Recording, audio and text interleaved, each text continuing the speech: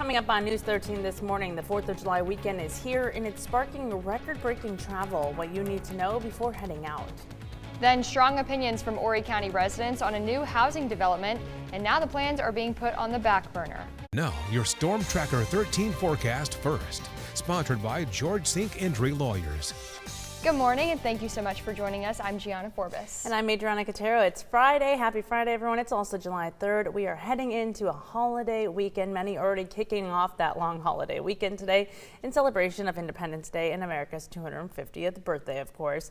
We're heading outside now for a live look out over Myrtle Beach this morning. The sun is starting to rise there, and we're seeing quite a few more people than we saw last hour, that's for sure, getting in, catching that sunrise and already getting to the beach. But we know a little later today, there's going to be even more people, and throughout the weekend, I'd be surprised if people can even find a spot. It's going to be that packed. Absolutely, and it's beautiful out there. Joining us first this morning is meteorologist Hannah Ronner. Hannah, you've been telling us all week just how hot it's going to get. So what can people expect as they get ready to head out to the beach or maybe a cookout this weekend? Yeah, this is really day one of the heat wave for the Carolinas. There was record-setting temperatures in other parts of the country yesterday, but for us, it was warmer. But we weren't really hitting that criteria for the heat advisory. Now the heat advisory is in effect today, and that's going to last through at least Monday. So most of the eastern seaboard is still going to be baking and sizzling as we go through this holiday weekend. And, you know, not just the grills. We're all going to be sweating. We're all going to be very hot. So it's just one thing to keep in mind, but you should have been prepared for it. We've said it every single day. The temperatures are a little warmer. It's not that big of a difference for the morning time. The afternoon is where you're going to feel more of that change. Heavier air, so the air will be more humid, and temperatures are going to be, of course, getting warmer too. Now, a few of us are in the 60s once more, so that's pretty nice. But 70 to 73 for inland. It's 73 in Myrtle Beach as well, but another perfectly clear day. Temperatures for the beach is still normal, around 90. There is technically no heat advisory for the beach, but the rest of Horry County is, and that's for feel like temperatures are around 105 degrees. For Florence, your temperature is 98 as well, and we're going to be really feeling that triple-digit heat all through the afternoon and for the days to come. Back to you. For many people, this isn't just a vacation. This isn't just another holiday. For a lot of people, 4th of July is a family tradition. It's 250. I mean, it's just the perfect recipe for it just to be an explosive and robust travel holiday. Well, you heard it there from AAA. This 4th of July is expected to be the busiest one yet. And as you get ready to hit the roads, officials are asking you to pack a little extra patience. We're giving you a live look this morning now over Highway 17. We've seen a few cars going by, but as you can see, it's not too many. There's not too many there just yet, not at this hour. It's a little early. And that's because AAA is predicting more than 72 million people to travel for the holiday. And if you're one of them, well, here's when experts recommend you head out. AAA recommends hitting the roads before 11 a.m. to avoid any of that heavy travel, which that's supposed to happen between noon and 7 p.m. As for tomorrow, experts actually suggest leaving after 3 p.m. and avoiding the roads from 10 a.m. until 2 p.m. Now, AAA says if you plan on driving, make sure to check your vehicle's battery and your tire pressure before heading out. Law enforcement agencies across the state are also gearing up for the surge in travelers.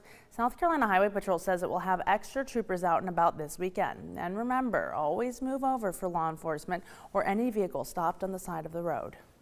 And now we're heading outside for a live look over Los Angeles International Airport. 5.85 million people are expected to take to the skies this weekend. That's actually a 1.4% increase over the last record, which was set last Independence Day. Officials recommend checking with your airline and make sure your flight is on time before leaving the house, and always arrive at least 2 hours early flying domestically. And turning to the waters now, the South Carolina Department of Natural Resources wants to help get you ready to hit the water this weekend with boat inspections. In our area, inspections will happen today at the Bass Pro Shops at the Myrtle Beach Mall and Sunday at the Carroll Campbell Landing in Georgetown County. The inspections are happening from 10 until noon both days. If officers find an issue, you'll have a chance to fix it before you head out this weekend instead of getting a ticket. And you can catch one of the most beloved 4th of July traditions here on the Grand Strand tomorrow. That's right. It's the 17th annual Salute from the Shore that's coming back. The annual military flyover of the South Carolina shoreline takes place on the 4th as a salute to our veterans. This year's lineup includes active duty military aircraft, including F-16 fighter jets and a C-17 Globemaster, as well as vintage warbirds flown by retired veterans and volunteers. And new this year will be the addition of Apache helicopters. And the timelines can vary depending on the weather, but here's a look at the plan for now. It begins at 1 p.m. in Cherry Grove, North Myrtle Beach. Myrtle Beach should see the aircraft at 1:03, and the flight finishes up in Beaufort around 1:35. News 13 on-time traffic, sponsored by Joy Law Firm. Just call Joy. The time is 6:05. The sun is rising. It is getting lighter and lighter out over the roads. And of course, for road conditions, it's still very early. Yes, it's Friday and it's into a holiday weekend, but there is not much. This is 501. There's like 5 cars that we can see here. And this is usually a busy part of 501. This is right near 17 bypass. Little River Swing Bridge is currently closed, so of course, cars are flowing nicely over the Intercoastal as well, so no delays being highlighted here at least. Drive time around CCU is at 6 minutes. I-95, of course, is going to be very active if you're going north to south, or if you're heading to the west, I-20 and 26 will be active too. But this is 95 near mile marker 157 near Highway 76, and once again, couple more cars maybe on the northbound side. Southbound's relatively quiet for this morning, so not too bad. Currently, the drive time is 9 minutes from TV Road to 76 in Florence. Back to you. Roads don't look bad at all right now, Hannah. Thank you so much. Well, Horry County residents speaking out against the proposed housing development in the Conway area. The nearly 400-unit community would be located off Highway 905 and Old Reeves Ferry Road. At last night's Horry County Planning Commission meeting, the developers requested a delay for their zoning change request, and that came after a packed room of residents voiced concerns about impacts on flooding and traffic along Highway 905. It is going to cause more of that runoff to go, like I said, to the swamp behind it and push everything back to all of us, to everybody in the area. No, it's too many cars, too little space. You're changing the face of Conway. You're changing what God created into something else. You're playing God, and I don't like it. A lot of strong words were said there, and developers say there would be naturally forested buffers working to keep homes out of the floodplains. Now, the committee's next meeting is scheduled for August 6th. Turning now to your morning crime tracker, bond was denied for a woman charged in the killing of her 18-year-old stepdaughter more than a decade ago. Connie Graham, the wife of Roland's police chief, was arrested late last month in connection with the 2015 disappearance and death of Sarah Graham. She faces murder, felony conspiracy, and stealing, altering, or destroying evidence charges. News 13 had the chance to speak with her attorney, Johnson Britt, who says Connie meets all the requirements for someone who should be given bond pending trial. You know, everything that judges are supposed to look at under the statute, that you have a record. Now, does she have a long history of fleeing to avoid prosecution?